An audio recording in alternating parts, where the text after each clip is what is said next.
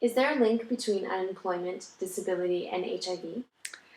Yes, in that unemployment exacerbates poverty, and poverty is a risk factor for HIV.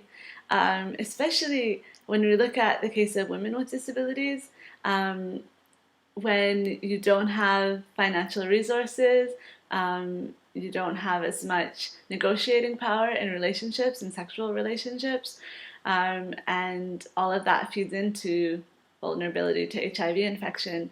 And we know that globally, people with disabilities have much higher rates of unemployment and of poverty than people who are not disabled. Interestingly, though, some studies recently done at UCL have tried to look more closely at poverty and unemployment and disability, and have found that the difference or the gap between employment, unemployment, and levels of poverty are much greater in richer countries and poorer countries, where you have a majority of people that are poor and that are unemployed, then the discrepancy between disabled and not disabled is somehow smaller when the majority is living in quite extreme poverty. And it is in the richer countries that we see the big gap in levels of employment, which is just interesting to note because I think that as disability issues grow in profile, then we need to look at all those differences, because just like women's rights, women's rights in themselves are important, but then we need to look at the different layers of power and poverty and privilege that comes within gender as a domain. And the same thing will start happening with disability as we move forward.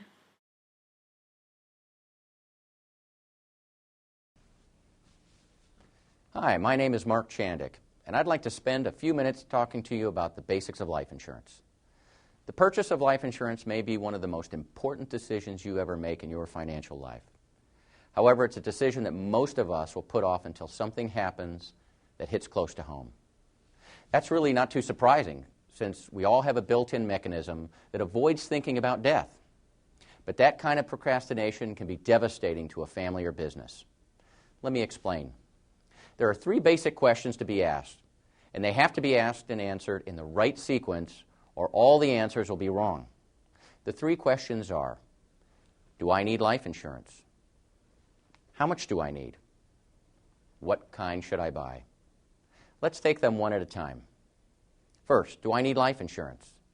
The quick and easy answer is that if someone will suffer financially when you die, you need life insurance. That could mean your family, perhaps aging parents, or maybe even your business partner and employees. Sometimes we might be inclined to say, well, they'll be okay, and maybe that's true. But it's important to remember that we don't get a chance to change our minds once we're gone. We need to face reality while we can do something about it. The second question is, how much should I have? Some experts recommend a rule of thumb that runs anywhere from 5 to 20 times your annual income. Obviously, with that kind of spread, the rule of thumb isn't very helpful. So how do you determine if you need $100,000, $250,000, $500,000 or more in life insurance coverage? The best way to figure out what you need is to have an insurance professional conduct what's called a financial needs analysis. Here's how it works. You'll start by gathering all of your personal financial information and estimating what your family members would need after you're gone to meet their financial obligations. To calculate this figure, you'll need to think through three types of expenses. First are immediate expenses, such as funeral expenses, uncovered medical costs, taxes, and outstanding debts you'd want paid when you die, such as automobile debt and credit card bills. Second is ongoing expenses, which is basically money for your family to live on for a specific period of time. It helps pay for everyday living expenses like food, clothing, transportation, mortgage, or rent payments. And finally, life insurance proceeds can be used to fund future expenses, such as money to fund a college or retirement savings plan. After you've figured out your family's needs, you'll then want to tally up all of the resources that your surviving family members can draw on to support themselves. This would include things like your spouse's income, savings you've accumulated, and any life insurance you already own.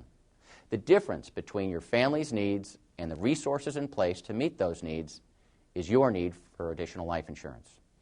Let me share a story with you that illustrates the value of properly calculating the need for life insurance in a very powerful way.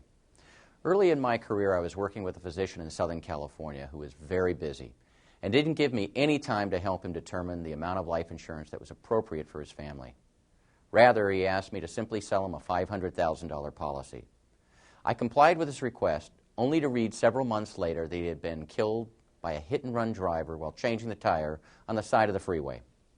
I took great pride in being able to deliver the much-needed cash to the family, only to be shocked to learn that the doctor had 9 children, 3 of whom were in college at the time. I distinctly remember sitting in a room with his wife and all of his children when they collectively asked me, "Is this all there is?"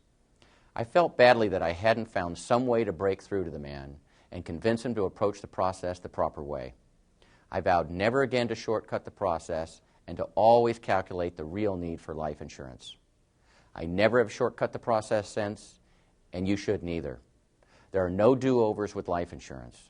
There's nothing more important than buying the right amount of coverage, and you need to get it right the first time. So after you've figured out how much you need, you're now ready to focus on what kind to buy. There are 2 fundamental considerations that go into answering this question. First, how long will you need the insurance? And second, how much money do you have in your budget for this expense? The how long you need it question will help you decide if you want term insurance or permanent insurance. Term insurance lasts for a specified period of time, say 5 years or 10, 20, or maybe even 30 years. If your only need is for funds to pay off a 20-year mortgage at your death, a 20-year term policy would probably be the answer for you. Or if you're concerned about providing funds to take care of your aging parents in their later years, a 5 or 10-year term policy might do the job. The shorter the period of time the policy lasts, the lower the premium.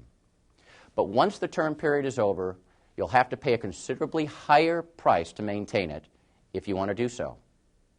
And you may well have to take another insurance physical to qualify all over again. That means your health must still be good and that you haven't taken up piloting, skydiving, or vehicle racing. Declining health or a dangerous job or hobby can significantly increase the cost of insurance and sometimes can make coverage unaffordable or even unavailable. That leads me to the second kind of insurance, permanent insurance. Permanent insurance is what the name implies. It's with you for life, no matter how old you are when you die. The premiums are projected to remain level over your lifetime, and in some cases can be designed to stop at retirement while your coverage remains in force for life. Permanent policies build a cash surrender value that is available if needed in the event of emergencies, opportunities, or college for the kids. Of course, these benefits come with a price. The initial premium for permanent insurance is 3 to 10 times higher than it is for an equivalent amount of term insurance. So if your budget is limited, be sure you buy as much as you need, even if it's all term insurance. But if you have some room in your budget, it usually makes sense to include some permanent insurance in your program. And as time goes on, it will probably make sense to convert some of your term insurance to permanent insurance. You know, one of the biggest mistakes I see my clients make is underestimating how long they'll need life insurance. This was painfully true immediately for many after the dot-com bubble burst in 2000. All of a sudden, you had people who experienced a significant loss in their retirement assets, and they were no longer able to retire on time.